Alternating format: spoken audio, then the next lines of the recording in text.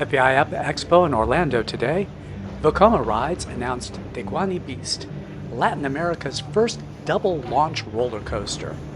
Coming to the VidantaWorld's Bonn Luxury Theme Park in 2026, Tecuani Beast will feature 3,930 feet of track, 6 inversions, and a top speed of 65 miles an hour.